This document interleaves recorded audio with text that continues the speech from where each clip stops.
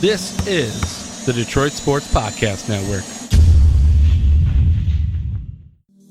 CBD is a game changer sweeping the nation. This hemp extract is the natural way to elevate your mood, eliminate aches and pains, reduce anxiety, and keep you sleeping all night long. It can even cut your workout recovery time in half. Get in the game today with 20% off all orders of CBD and lavender products from Lavender Lane, a lavender farm located right here in Milan, Michigan. Just go to lavenderlanemi.com today and enter coupon code DETROIT for 20% off your entire order. Guys, look, these amazing products are infused with calming lavender to maximize their effectiveness, meaning your CBD items only take minutes to take effect, which is way quicker than those pills you were about to swallow. On top of it, they are perfect for men and women. Lavender Lane has lab-tested CBD creams, tinctures, and roll-ons that are perfect for any situation, even if you're on the go. Put your health back in your hands by heading over to lavenderlanemi.com and entering coupon code DETROIT for 20% off your entire order of CBD and lavender products. What do you have to lose? Your satisfaction is guaranteed or your money back. So if you need lavender gifts for your loved ones or just looking for the natural way to ease your discomfort with CBD, go to lavenderlanemi.com and use coupon code DETROIT to unlock these miraculous benefits of CBD and lavender. That's lavenderlanemi.com. And remember, use coupon code DETROIT for 20% off your CBD and lavender products from Michigan's own Lavender Lane. What's up, Detroit sports fans? Welcome back to the Fan Reporter Show, made by fans, for fans, powered by the Detroit Sports Podcast Network. I'm Nick, and sitting right across from me is my boy Andrew's going to give us this week's topics.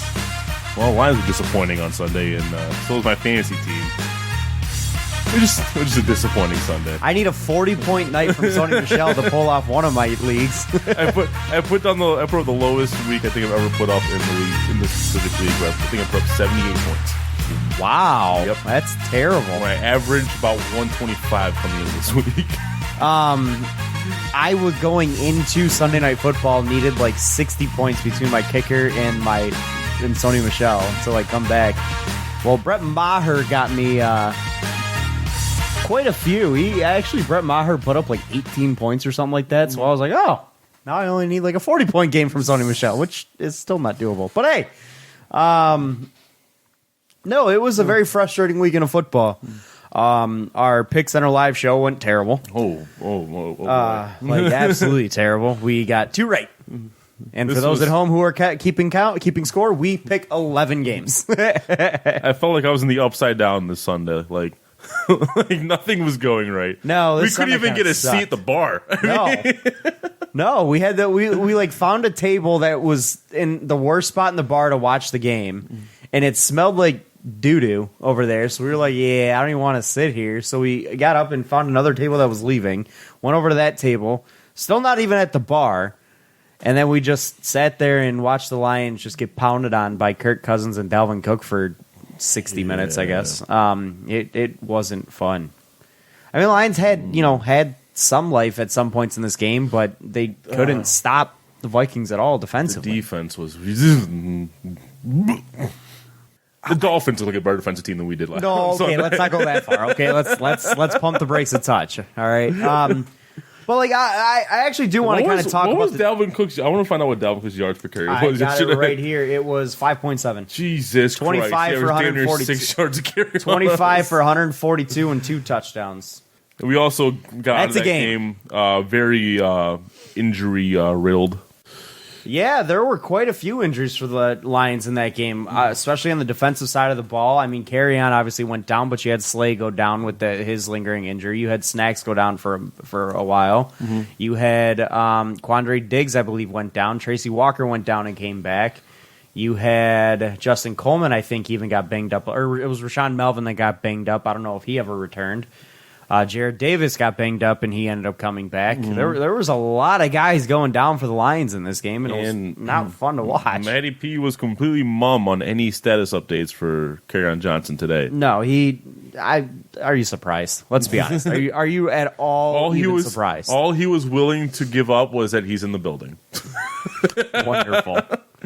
And so was I in spirit. He said he hasn't even talked to doctors or nothing. I want to break down this defense. And I want to think about some things we can change there. But first, before we get into that, because I know it's going to be a little bit more extensive, I wanted to kind of talk about a few positives I can take from this game. Okay. Matthew Stafford played a really good game. Yes. The Vikings defense hasn't been, otherworldly like they've been in a couple of years past, but the Vikings defense still a good defense, especially in the secondary and in the pass rush. And Matthew Stafford showed an ability to hang in the pocket strong and make some very, very good throws throughout this game. He made one bad decision, such an interception. Other than that, I thought he played beautifully. But that one sidearm throw, the sidearm throw was not a good pass. But I mean, other than that, no, I can't. I mean, 364 yards and 4 touchdowns on 30 for 45. No, he played a very excellent game. Let's just say he was not the reason the Lions lost. No, this one. not in the slightest. The running game was very disappointing.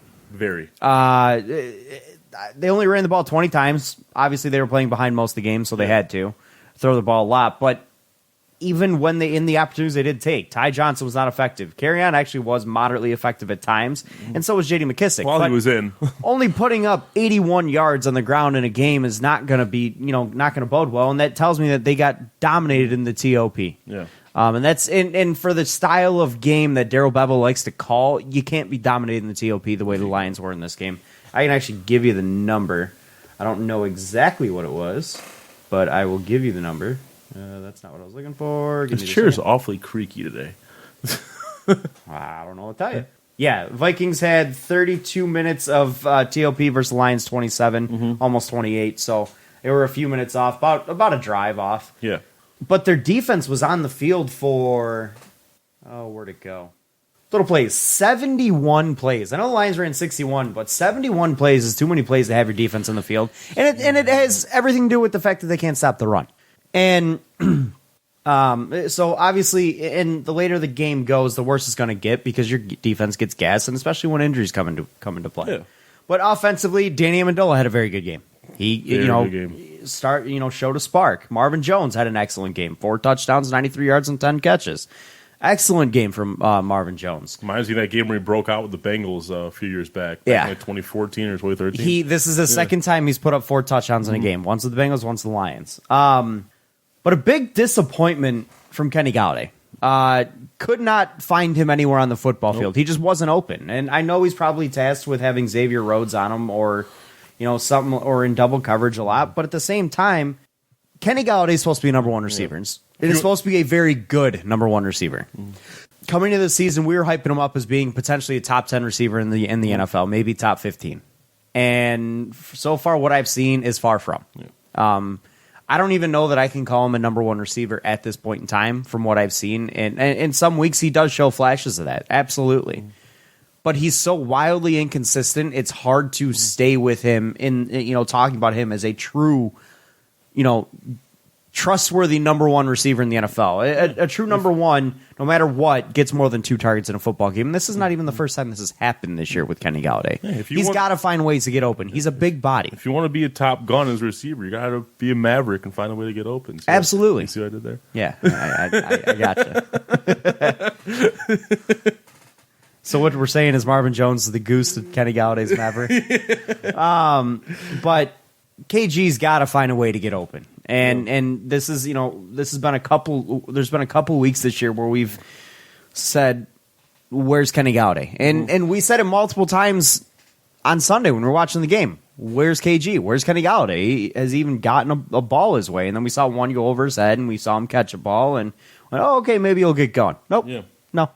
He was non-existent the rest of the game. I mean, it was disappointing. And he's a guy who's got to be a big X factor in that passing offense. Not saying the passing offense had a bad game because they had a great game, but he's got to be better, and Stafford's got to find ways to get him involved.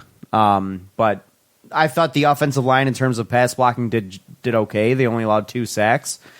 But, I mean, switching on over to the defensive – I mean, the offensive line's got to be able to block for the run a little bit better. We can't have – I mean, the longest run was J.D. McKissick, 14 yards. That's not very good.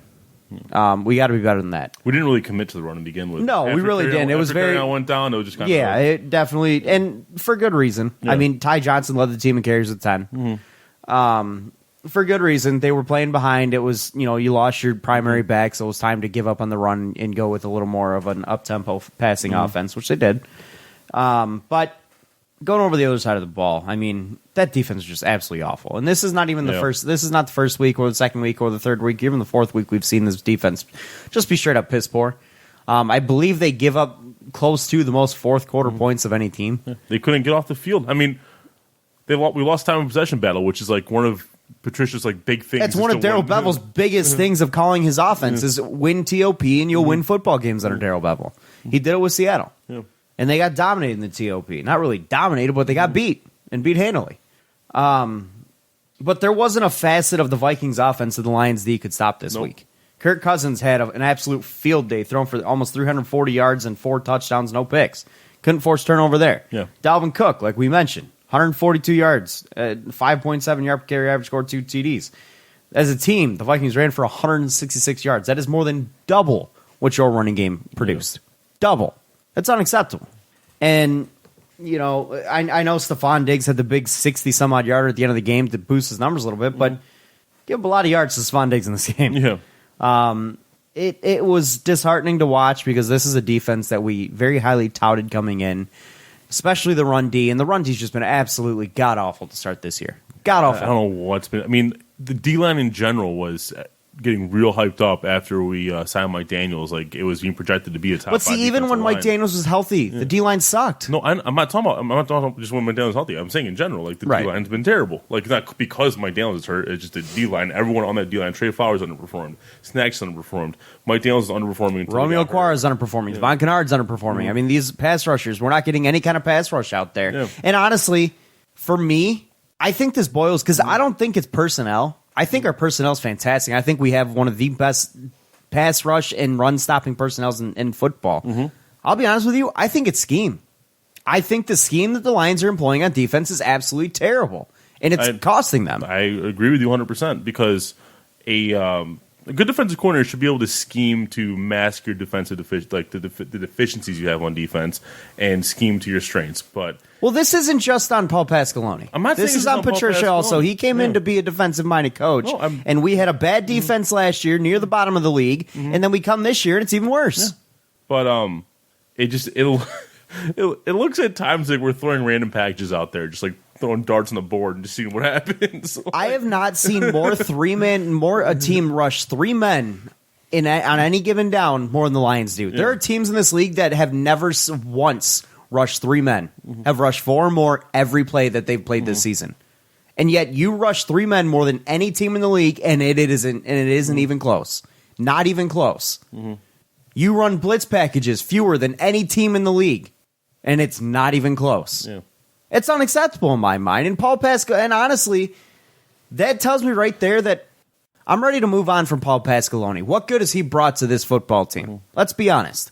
Defense was bad last year. Defense is even worse this year. I mean, the reason he's here is because he's Patricia's mentor, basically. I understand that. Well, he's clearly not very successful at what he's doing right now. He's been successful in the past. He's not doing it right now. This defense is terrible, and it has been since he's been here. And it needs to be better. I expect better. They've got a lot of damn good football players on that field on the defense side of the ball that they've invested a lot of draft picks and money, a lot of assets into making better, and it sucks, especially against the run. It's unacceptable in my mind, and honestly, it falls on the shoulders of Patricia and Pasqualoni. I'm not ready to move on from Patricia yet, but Pasqualoni can go take a long walk off a short pier. I'm gonna make a shirt for you.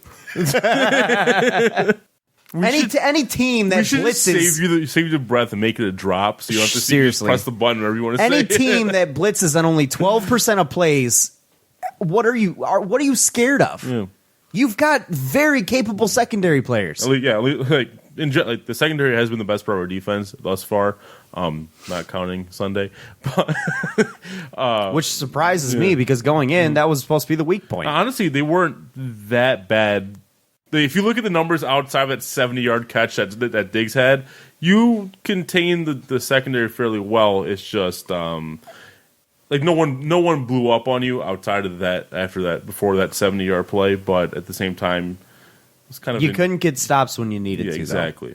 Couldn't generate turnovers when you needed to, which kind of has been the hallmark of the team so far. We've been the defense is no good unless they're forcing turnovers. But no, I agree. We talked about this while we were at the bar for the Packers game. Like, the secondary has been playing well, why are we not blitzing and trusting our guys? What For a team I would expect to be able to trust to put their guys in the secondary on islands. You have guys like Darius Slade, Justin Coleman, Rashawn Melvin, who's been quite good, Mike Ford, who's been quite good, Tracy Walker, and Quandre Diggs. Yeah. You have personnel that you can trust to put them on an island in the secondary and allow your pass rush to eat. Yeah. You invested a lot of money into pass rushers in this offseason. Why aren't you using them? Trey Flowers, Devon Kennard, Romeo Okwara. You invested a lot of money and a lot of assets in this pass rush over the last couple of years, and you continuously rush 3 men on almost every down. Not almost every down, but 3 or 4 men on every single down, just about. It's the most conservative defense I have ever seen, and it doesn't work, obviously. Something has to change. And who's the guy orchestrating it all? From what I know, it's Paul Pasqualone. So frankly, he can go take a walk and allow someone else to come in here and call some football plays for our defense because it needs to change. We need to start blitzing. We need to put pressure on quarterbacks. Guys like Kirk Cousins, guys like Aaron Rodgers, those guys are going to eat you alive when they have a clean pocket and a comfortable pocket. If they can sit back there all damn day like they have the last 2 weeks, they're going to pick you apart. And look what happened. Aaron Rodgers in the end of that game destroyed us because he had all damn day. Kirk Cousins was sitting basically in a lazy boy back there on Sunday, playing from his ass. Watching the wide receivers run extended routes because he had 4, 5, 6, 7 seconds to throw the football. That can't happen. Yeah, I don't think we had a single sack. We didn't. The only 2 sacks in the game were by the Vikings. That can't happen against guys like that. Agreed. You have to get to the quarterback. You have to, even if you don't get a sack, you got to hit him. You got to rush his throw. You got to force him to make mistakes. That's how you get your turnovers that you so desperately need as a defense. Scheme's got to change. You got to blitz more. You have to. Because clearly your 3 and 4 men rushes are not getting it done. Yeah. Clearly. So let's talk about outlook. We're sitting at 2-3-1, bottom of the division. This season all but over in your eyes, or no? This division's wide open. Obviously, the Packers look like the best team in the division. The Vikings are red hot right now, but the NFC East isn't exactly doing a whole bunch to make you say, "Oh, they're locked for first in a wild card." The NFC West isn't exactly doing a whole bunch to say, "Oh, there's a lock for the wild card over there." The NFC South, they're not really doing a whole bunch to say there's a lock for a wild card there either. So. I mean, there. In my opinion, there's at least 1 or 2 wild card spots open in this conference that you can absolutely make a run for. You got an easy game coming up against the Giants, which honestly I'm not overly confident anymore because the Giants have been playing some okay football lately. But still, I mean, how many wins would you say Lions should need to get a wild card spot? I think you need to be 9-6-1. I think you need to be 9-6-1. I think. All right, so we're talking because I think 9-7 gets a second wild card spot unless you go 9-6-1. So we're talking we can only lose. We gotta win 7 more games. We're talking. So I'm fairly comfortable saying I think we can beat the Giants and the Raiders in the next 2 games. The Raiders have been playing real good football That's too. 2 right there. And the thing is about those 2 teams, by the Packers. they did. But the thing about those 2 games is they both have very, very, very good running backs, and you can't stop the run. Yeah. So they're going to eat you alive that way. I'm fairly comfortable saying we can beat the Redskins. I would tend to agree. Although AP throughout his career has destroyed us, so who knows there? Maybe he'll become younger by 5 years. Buccaneers are a little more iffy, but I think that's one of our more winnable games of the Buccaneers. I would agree because I think your secondary can slow them down 4. enough, and I think you can score on that team. And then I think we should be able to handle the Broncos. That's 5. That's another team that's been playing some good football, so I don't know about that one After either. that, you got 2 against the Bears, 1 against the Vikings. I'll be honest with you. I believe the Bears. You need to win 3 of those. I'll be 100% honest with you. I think the Bears are straight up not good. I don't think they're very good at all. I straight up do not think the Bears are any good. Terrible. Their offense is absolutely putrid, and I think their defense is one of the most overrated defenses I've ever seen. I called it coming into the season. This defense is not going to be as good as it was last year, and it's not. You're the one saying don't sleep on the Bears every time I try to say it's a win on the schedule. I don't sleep on the Bears because I don't think the Lions are all that great right now. They're not playing good football. Let's be real. They played a terrible second half against the Packers, and they played a terrible entire game against the Vikings. They're not playing good football right now, so the Bears, you can't chalk up to a win. But I straight up do not think the Bears are a very good football team. Their offense is terrible. I mean, it is absolutely lost. I've seen middle schools have more organized offenses than them. So we gotta just hope we can put up points on them. Yeah. Their defense is good. Don't get me wrong. But I don't think they're the best defense in the NFL right now. I think you get 3 touchdowns on them. I think it's a win. I think you win handily with 3 touchdowns. So that's the 5 teams I listed. Say those are 5 wins. That leaves you with the Cowboys, the Bears twice, the Packers, and the Vikings. I think you can. I think you can potentially. I think you can potentially get. So we've got 4 divisional games left. 4 divisional games left. I think you can very comfortably win 2 of those. I think you find a way to win two of those games, whether it be beating the Bears twice or beating the Bears once and the Vikings at home. Something. We're out of the toughest part of our schedule. Our schedule Vikings are on the road. It's the Packers that are at home. Yeah, no, but I'm saying we're out of the toughest part of our schedule. Our schedule is front loaded this year. Yes. So I was hoping we could escape 500 from that, but we fell a little short. Just under. Yeah. We could very easily have been 4-1-1 though, very easily. Yeah, absolutely. And it's the Lions blowing it in the second half that's caused them to not be able to. They blew it against the Packers, blew it against the Cardinals, the Chiefs, and the Chiefs. Yeah. They've blown it 3 times in the second half. Like I said, they gave up more fourth quarter points than I think anybody in the league. Yeah. That's not acceptable, and they also don't score at all in the second half anymore. Apparently, I mean, just looking at the amount of points we're giving up on a game per game, I want to know what our points allowed averages compared to the rest of the league, because I'm looking 27, 13, 27, 34, 23, 42. That's a lot of points you're giving up. So obviously you need to tighten down the defense, but you're not going against very prolific offenses coming up, so you have time to do it. Well, I mean the Buccaneers have a solid offense. Well, yeah, that's 8 weeks from now. So, because next up you got the Giants, the Raiders, the Bears, the Cowboys are a really good offense. And then the Redskins, Bears. So to give you an idea, the Lions are 31st in the league in defensive yards allowed per game, so second to last. And let me get. I'll be honest. For me to rekindle scoring here. For me to put the Honolulu Blue shades back on, I need us to go 5-1 in the next 6 games. Well, that's a tall order. I mean, you got listen. You have Giants, Raiders, Cowboys, Redskins, Bears twice. Lions are also 7th worst in the league in total scoring allowed. So maybe 4-2, but because you got Giants, Raiders, Cowboys, Redskins, Bears twice. Giants, Raiders, Cowboys, Redskins, Bears twice. 5-1, maybe 4-2, depending on how you play.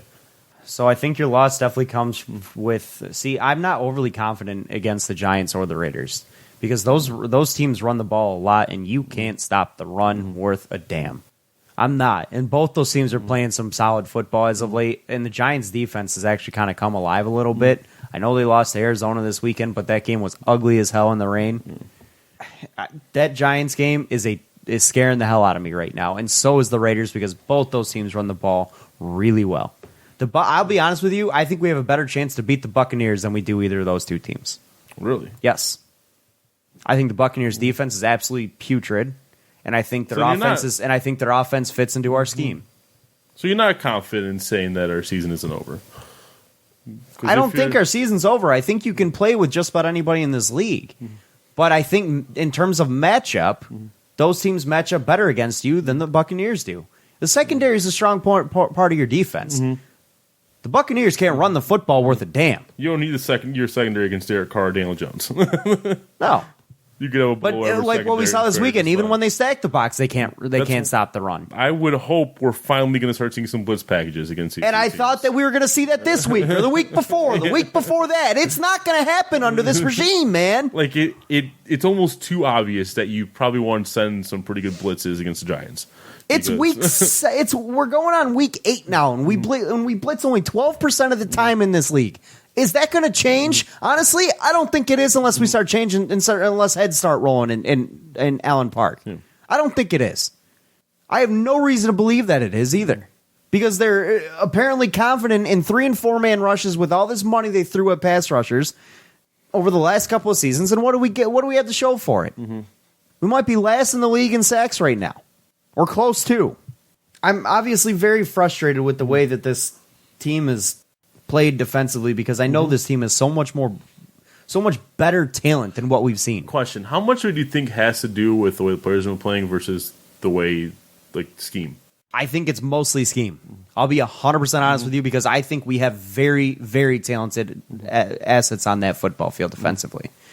You're not going to get a lot done in the pass rush when you're only blitzing 12% of the time. You are dead last in the league in blitz packages. You're not going to get shit done that way. I agree. So that right there alone tells me scheme, scheme, and scheme. How do you stop the run? You fill gaps. What helps you fill gaps? Blitzing linebackers. You run proper run blitzes to stop it. And also, I will say this, our recognition on defense in terms of the play action recognition is terrible. They looked on Sunday, they looked lost. There was one play that Minnesota ran a play action rollout with Kirk Cousins. He faked the handoff to Dalvin Cook. Dalvin Cook had 3 guys tackle him in the backfield. He didn't even have the football. Kirk Cousins rolled his ass out and sat in his lazy boy and found a receiver 25 yards downfield. He had 3 guys tackle him. He didn't even have the football. We got him.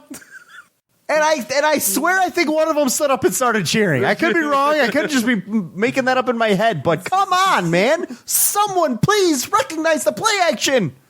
And when they do actually get to Dalvin Cook with the football, remember he bounced off 3 guys that one? Oh, my God. Can we please make a tackle at the line of scrimmage? Jesus. He did that more than one time, too. Turned what should have been a loss on multiple occasions to a 12-yard game. Oh, man, that was so frustrating to watch. I know Dalvin Cook's a good running back, but come on. When you get 2 and 3 guys at the line stuffing his ass and he bounces off all of you and busts to the outside for a 12-yard gain, come on, man.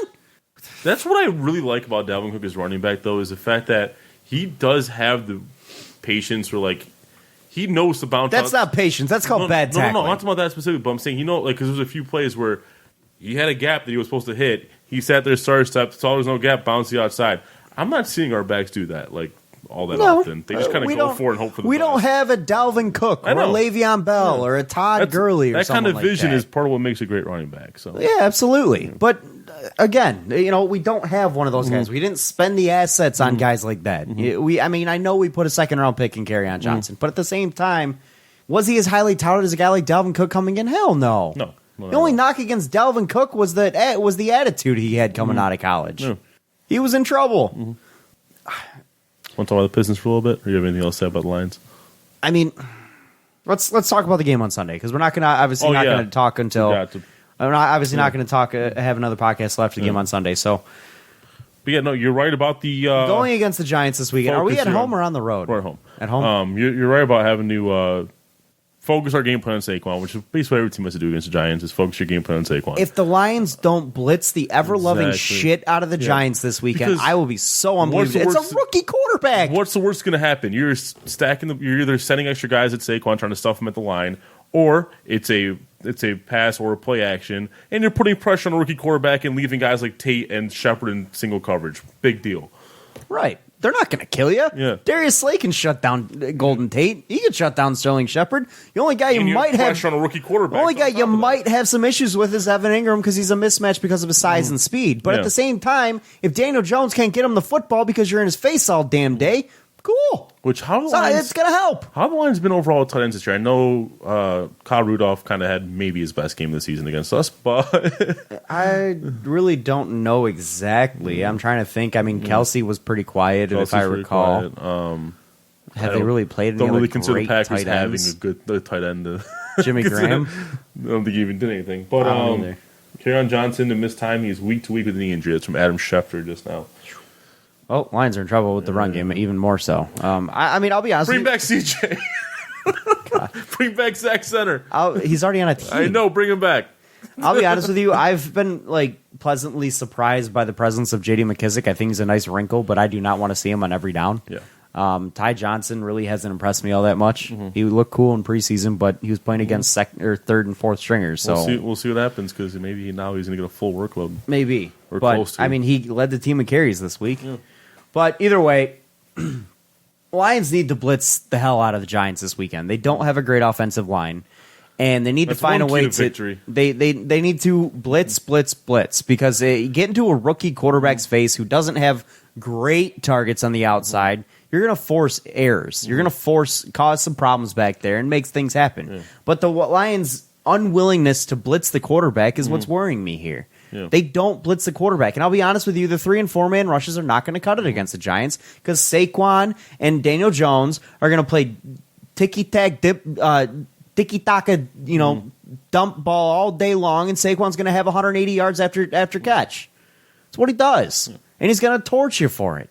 And I think now that you don't have carry on, you're gonna have to lean on your pass and use that, try to open up the run, try to get him backing into like a dime package or something, and hopefully that opens up some lanes for someone like Ty Johnson. I'll be 100% honest with you. You need to replace your running game with a short passing game in this one. If carry on's not there, which he's obviously not, you're going to need to pass on first down more often than not. I don't want to see Ty Johnson getting 20 carries unless he's averaging 6 yards a carry. The run game needs to be solely your change of pace kind of option. Yes. You have to be using that pass to open up the run. And you can use the running backs in the pass. Both. Yeah. I know J.D. McKissick can catch some balls out of the backfield, so that's not an issue. Yeah. So don't waste time trying to run the ball. No, set the tone early. Tell them that, look, I want to see the Lions come out and be as aggressive in this game as they were against the Packers. Yeah, I loved. That's what really bugged me about the Packers game is like it seemed like we had a game plan for the first 2 drives and then we're just kind of free for all after that. That's what the Lions' biggest issue on offense is when they're in their scripted play sets and able to run things that they want to do according to the way that they've drawn it out. They're excellent. They have very good scripted plays. But it's when they get into the 3rd and 12s and the 3rd and 8s and the 3rd and 14s and having to play outside of their script is when they truly struggle on offense. Yeah. And so that's where I feel like a lot of the mistakes come from and a lot of the ways that we aren't converting in certain situations, why we end up kicking more field goals than score touchdowns at times. So we need to stop those. And the way you stop those is you get the run game going for 1. 2, if you don't have a run game, you get the short passing game going. And 3, stop committing penalties. No false starts, no holdings, no offensive holding, no illegal formation, stuff like that. That's the type of stuff that you can't have. Do not say hands to the face. I swear to God. And definitely no hands to the face. But again, like they just need to be. They just need to be better at the unscripted plays. Maybe let Stafford do what he's got to do. He's a capable quarterback and a smart guy. He's been in this league long enough to be able to recognize defenses and bluffs and defensive bluffs and everything like that. He can take care of that. Let him do it. Let him do his thing. Let him work. So Giants aren't a great football team, so let's see what this team is made of, and let's take it to them. Let's go after them early and keep our foot on the pedal throughout the rest of the entire game. We've let too many teams come back on us because we took our foot off the pedal. Let's not let that happen this week. Let's keep the blitz packages going, or start the blitz packages and then keep them going throughout the rest of the game, let alone game. But let's trust our secondary and use the pass rush that we've committed all these assets to over the last couple of years. That's how you're going to beat the Giants. Lions are opening as 7-point favorites in this game. What's your pick? Giants with the points. Giants with the points. Yep. I am sorry. The Lions, as of right now, I have no reason to believe that they will be able to stop Saquon Barkley at all. I'll be honest with you, I think Saquon has a very easy opportunity to put up 200 yards total offense this week. Oh, I'm starting Saquon in all kinds of daily leagues. Oh, yeah. I'm still taking the Lions. I think they're just that much better than the Giants. Sorry. The Giants have been playing some good football lately. They have. Let's talk Pistons. Better football. They've been more impressive for me the last couple of weeks than the Lions have. At least in the second half of games. Let's talk Pistons real quick. They had to trim the roster down to 15 from 16. They announced their cut today. It is Joe Johnson. Yes. Not the G League, the Big Three hero. Yep. He was on a partially guaranteed deal coming from the roster. So we played against our predictions, Kyrie Thomas is still on the roster. That's actually the one that surprised me because I didn't think I saw a lot of him in the preseason from what I had heard. I guess they're just not willing to give up on him just yet. Yeah. Just fine. I'm not a big fan of him, to be honest with you. I think he has some potential, but I think it's going to be unfound potential. Like I was a big fan of him coming in the draft, coming out of college, and then he just hasn't done anything. Yeah, and it gives you bad signs. Like, has he just been bad in practice? Right. Like, not lived up to his billing. But I think the bigger story of this is the play of Christian Wood and how he basically and that's where the roster spot was stolen from Joe Yeah. Johnson, was the Christian Woods play. And frankly, I'll be honest with you, I wish he just took Thon Maker's spot, because Thon Maker's been terrible in preseason from what I've seen. I think if he keeps doing this, you're going to see Thon Maker take a giant step back in the rotation. Go to the end of the bench. Yes. And frankly, as of right now, that's where I think he should be. Christian Wood has asserted himself in this offense, in this team, and given a reason to play him in a lot of minutes. Yeah. He's been very effective in the time that's been trusted to him, and I would love to see him in this rotation early on and continue on throughout the entire season, because he's looks like he could be a very, very, very valuable asset to this team, and somebody that they needed. Yeah. But he is the guy who took the rush spot from Joe Johnson. He would be considered the quote unquote surprise. I'd like to say that, I'm going to pat myself in the back here and say Christian Wood is making this damn roster. Yeah. I said that when we got him. I said that as we started making our picks for roster cuts. Christian Wood's making this damn roster, and he's going to be playing. And now that I've seen it happen, I'm glad, because I think he's a very effective player. Good on you, because you were going against the grain with that, and you. I know I was. Yeah. But yeah, and I think, like, again, we had talked about the potential signing and then the actual signing of Joe Johnson, and how we thought, like, there really isn't a downside here. You're not paying him much. He could provide 3-point shooting. All you did was waste a little bit of money. Yeah.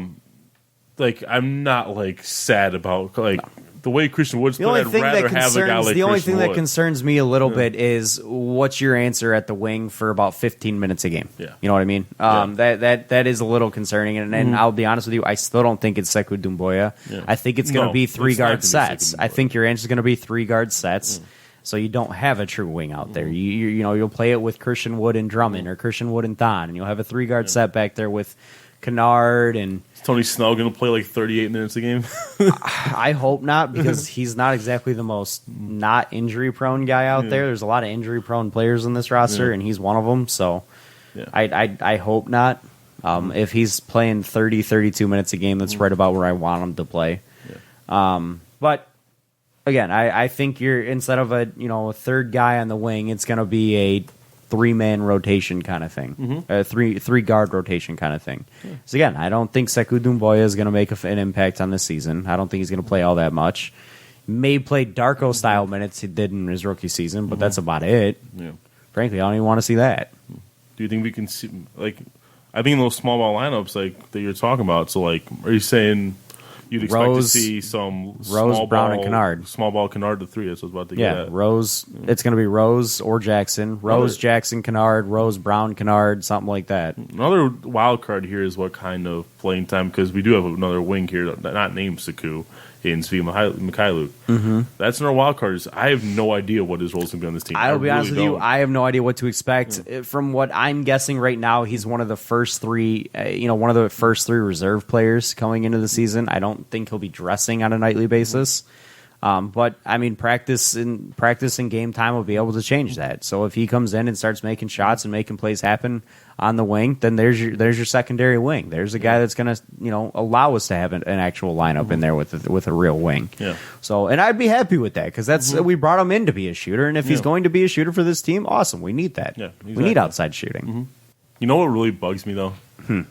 Seeing how much Carson Edwards has been tearing up in the preseason, the fact that we took some no-name dude from from overseas who's like 16 years old and just like stashed him instead. I will start by saying this, Andrew. It is preseason. No, I know. Who gives but- a shit? I know, but we both liked Carson Edwards. I did like Carson Edwards. I think he's way too damn small, though. I think he's going to get abused in a lot of ways early in his career. I think he's going to struggle to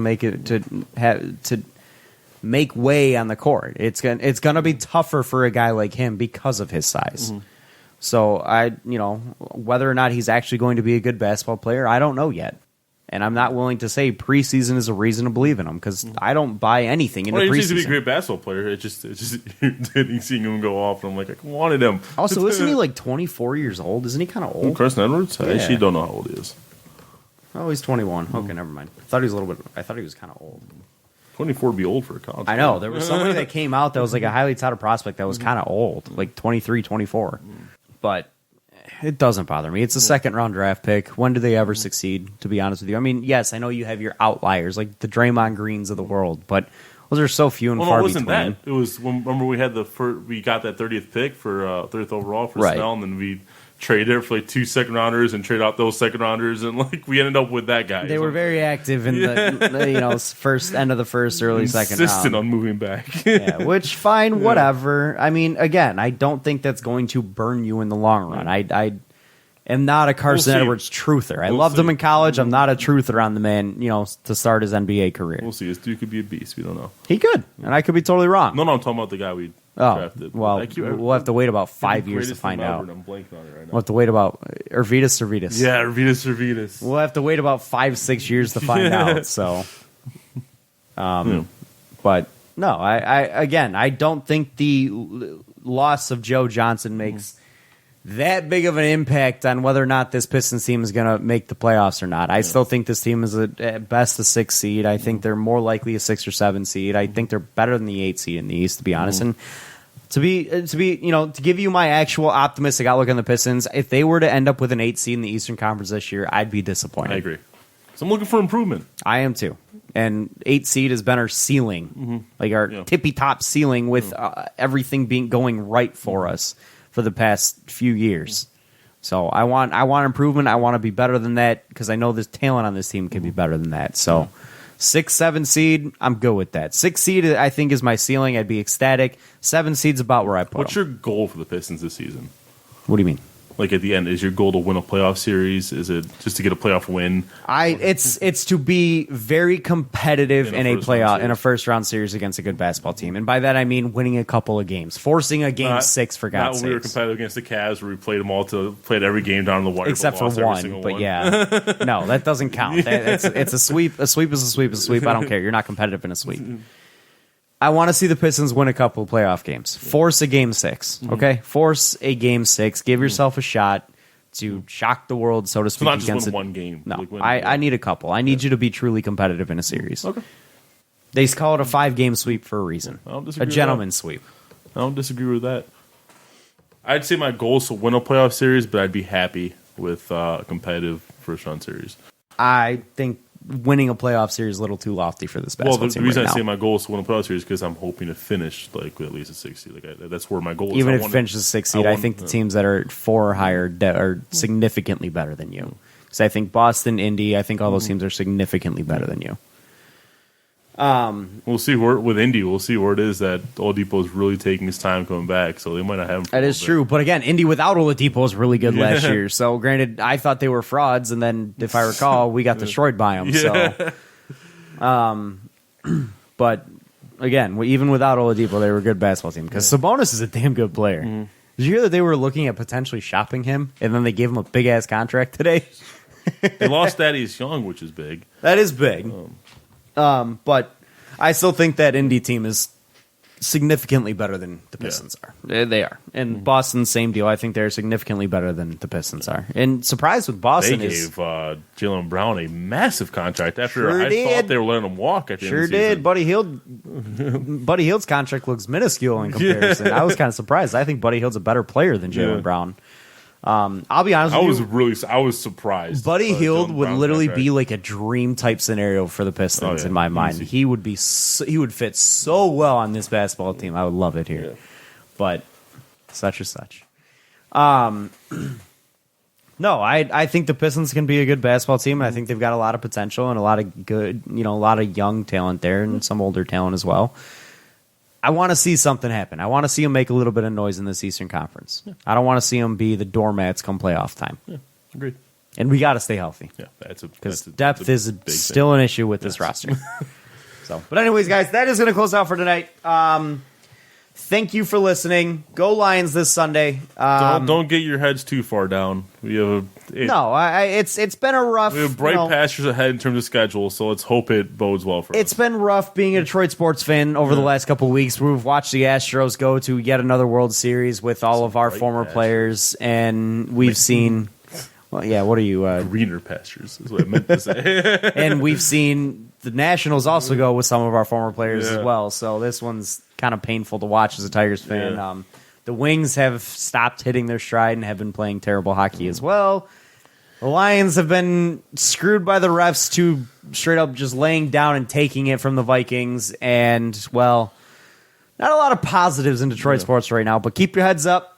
There are greener pastures moving forward, and hopefully this football team can turn things around, and this basketball team come Thursday opening night can make things happen as well. So go Pistons, go Lions, go Stros. Yes, I'm going to say it. Thank you guys again for listening. Check out our Twitter at RealFanReport. Check out our live show as well, www.twitch.tv/TheFanReport. We go live Mondays and Thursdays at 8 p.m. Eastern. It's me and Andrew. Yes. So same kind of dynamic duo as we got here. But we have a little more debauchery, I guess we'll call it. A little more debauchery on the live show. Yeah. But it's a good time. So hopefully you guys check it out. But thank you again for listening. Not nearly as disciplined as we are on the No, podcast. God, no. No, there is no discipline on the live show. But Andrew, thank you for joining me, and thank you guys for listening, and we'll catch you guys next week. This has been the Fan Reporters. Bye, fans. For fans. Have a good week. Have a good week, guys, and we'll see you next week. Peace.